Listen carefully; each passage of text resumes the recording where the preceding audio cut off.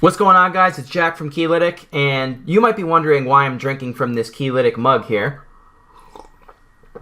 Well, while you may think it's for the subliminal marketing and the branding, it's actually because today we're getting wet, we're getting wild, we're getting drippy, because we're talking about saturated products. Okay, so we're going to talk about Economics 101 right now. This is what you learn your first day at economics school if you're taking any classes in college. So, market saturation, in its simple economic definition, this is simply a market condition where supply for a product outweighs the demand for a product. So, we're going to use the Keylitic mug as an example here. Let's say I wanted to sell these mugs, which I'm not, by the way, these are just for me. But let's say I had 100 of these mugs that I wanted to sell. They're sitting in a warehouse, they're sitting in my closet in my room. I have 100 of them. Now, if I wanted to sell them, let's say there's only 50 people in the world who would be willing to buy these. That means that there's a surplus on the market. So there's more product available than what people are actually willing to buy. That creates a bad economic condition for sellers. It's great for buyers because that means they have plenty of options. However, we're going to now talk about this from a marketing standpoint and what that looks like on e-commerce and on social media. Real quickly, I'm going to cover one of the main ways people are trying to find saturated products, and that's by spying on the biggest competition and the biggest dropshipping stores in the game. So this is not new news. This is not something I'm breaking to you. This is something that's pretty well known in the industry. But if you type in this IP address and go to myip.ms, this is pretty much the IP address that's linked to a Shopify. So any Shopify store is going to have this IP address as part of their website. So you can see once you do that and you scroll down a little bit, you're going to be shown all the Shopify stores that have the most sales. So you can kind of just scroll through them and see which ones are dropshipping stores and which ones are not. So there's a lot of services out there right now that try to sell you, oh yeah, here's the most popular products we found. Guys, pretty much all they're doing is they're hitting this database right here. They scrape this information and then go through each one and show you which products are selling. You can do that yourself. Do not waste your money in a lot of these services that are out there. Guys, this is a totally free tool for you to use. Take advantage of your free resources. So, let's just try to see if we can try and find one. So I recognize a lot of these, like Movement Watches, Fashion Nova. These are already really big brands that exist.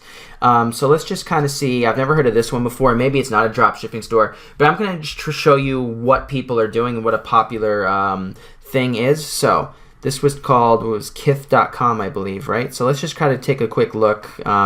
They're having a pretty good amount of visitors per day. So this is a pretty good store that's going on right now. Cool. So let's just go to real quickly kith.com and see what this store is, because I have absolutely no clue what this is. I'm sure it's some kind of physical goods store. Wants to load. Okay, so I don't know. Yeah, they're definitely not a dropshipping store because they have their own branded content. It looks like maybe they dropship some stuff, but that's fine. For this example, that'll work. So let's just pretend this was a dropshipping store. So people would kind of click on here and they would say, okay, wow, you know, here's this jacket. I'm going to now go find this jacket on AliExpress, or, you know, this hoodie or shirt or whatever it is. And I'm going to now sell it on AliExpress. Source it from AliExpress rather, sell it on my drop shipping store. It's awesome. So the logic people go into it is, you know what? This is selling on a very big store, so therefore this must be an awesome product to sell because clearly there's demand for it. The market has determined there's demand for this product. That's great. So is this a good strategy? You can do it to pick off sales. We'll talk about more of that a bit later, but I would say no. But if you want to find some stores and find some products that are probably saturated, that's one method for you to use. Okay, so another thing I'll see people do is they'll go on Facebook and they'll type in things into the search bar, like maybe buy one, get one, or 50% off, or they'll type in these things that are clearly keywords that are related to a sale. And when you do that, you'll be shown a list of different promotions and maybe you can find some products that way.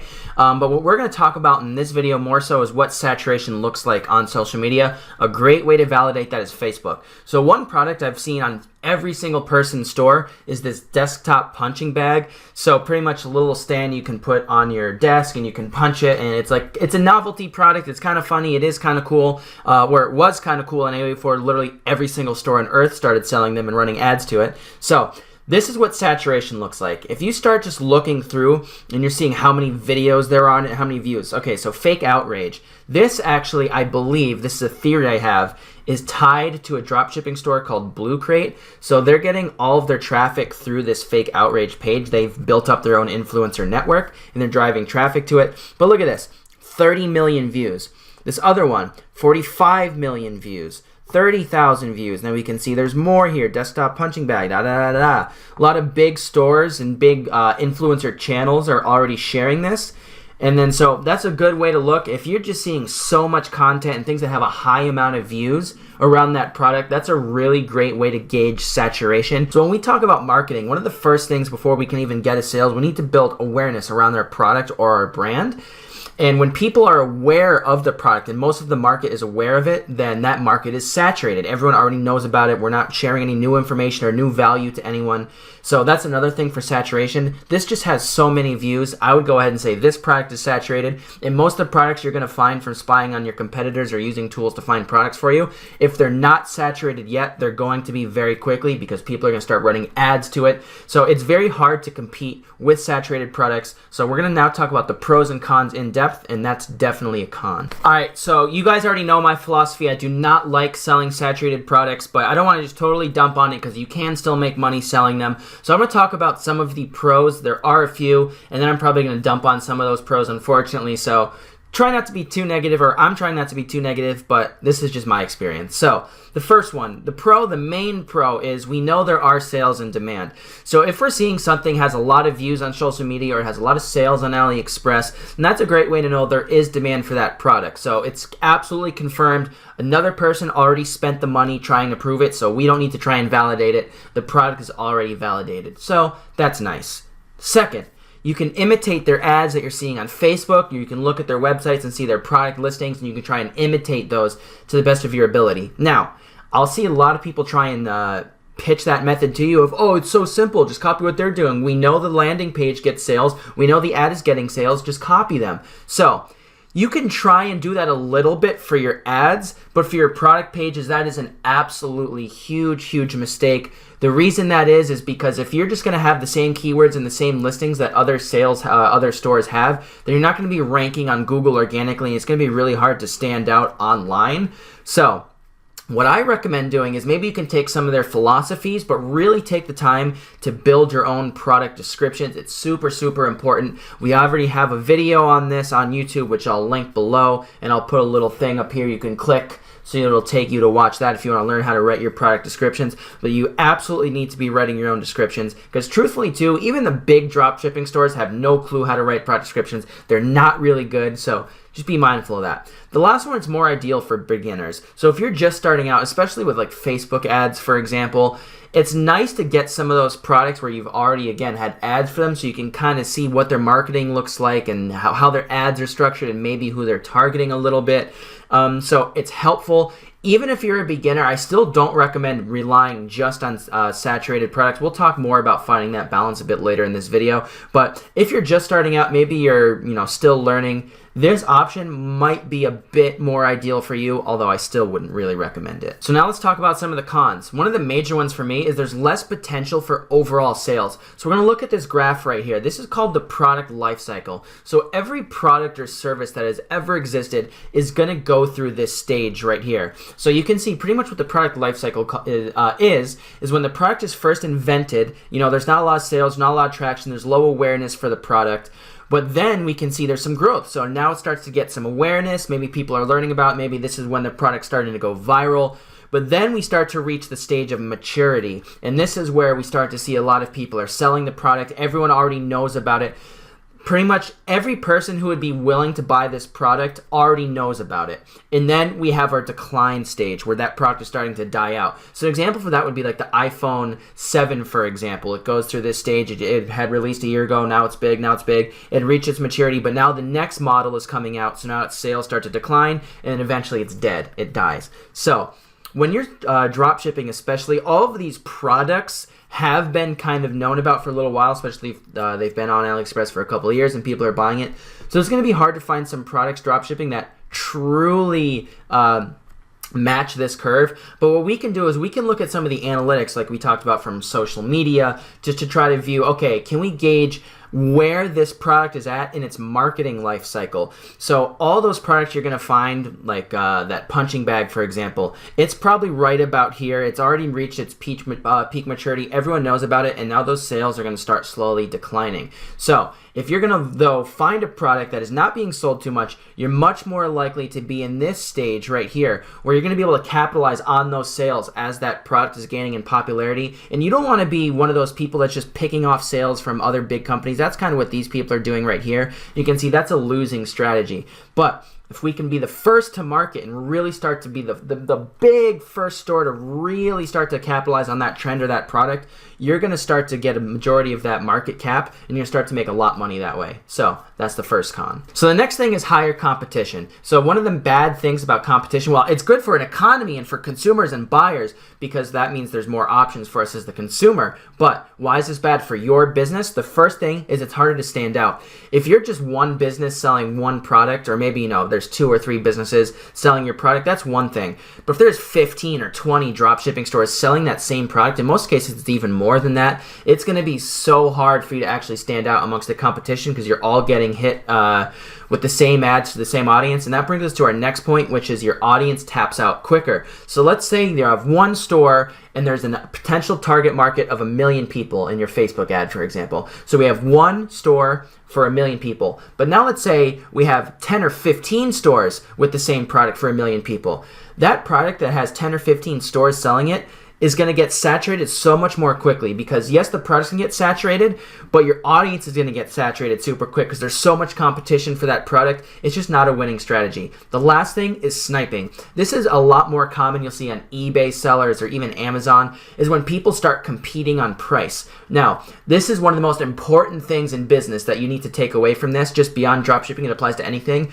When your main competitive advantage is price, it's not a good sign for your business. So let's say, for example, again, going back to this Keylitic mug, I'm selling this mug for $10. Now, because I'm dropshipping this product, let's say I found this on AliExpress and I was selling it, maybe I'm making, a couple of dollars profit, whatever it is, it's nice. But there is absolutely nothing stopping us, or stopping another seller from coming in and now selling this for $8 and undercutting us on the price. Because this is not our product and it's not something we make in our warehouse, and it's not something we can sell, we have no control over the cost of the product at wholesale. So it's just going to become a competition for who can sell it at the lowest price. And again, if you're involved in a sniping war, it's a losing strategy, because once you start getting undercut so much, this product started at $10, now there's more competition, I have to sell it at $9, $8, $7, $6. It's going to get to a point where it's not profitable anymore.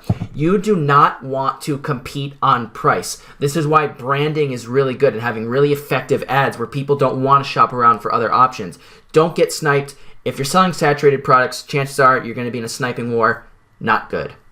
The third con with selling saturated products is there's going to be a much higher cost for you to market that product, which means there's going to be less profit for you overall. So why do we have higher marketing costs? You need to realize any kind of digital ad strategy, whether it's Google Ads, Facebook, any of these platforms you use, are based on a bidding system. So back to the Keylitic mug. Let's say I'm the only person right now selling this product, and I'm the only person targeting coffee lovers, for example. There's going to be some other stores that are targeting coffee lovers with other products, but for this example, we're trying to really simplify it. So I'm the only person targeting that coffee lovers audience.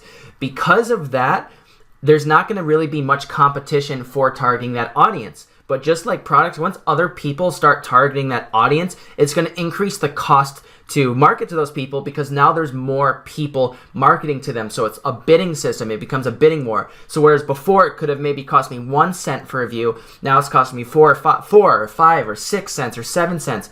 And that's why you see a lot of marketing expenses really go up for saturated products, and people will be like, I don't understand. For this audience, my CPM is $1, and then on this audience, my CPM is $5. Why is that happening? Behind the scenes, a big thing that's contributing to that is the fact there's competition on your audience. So last, but certainly not least, is when you're selling saturated products, you're not learning.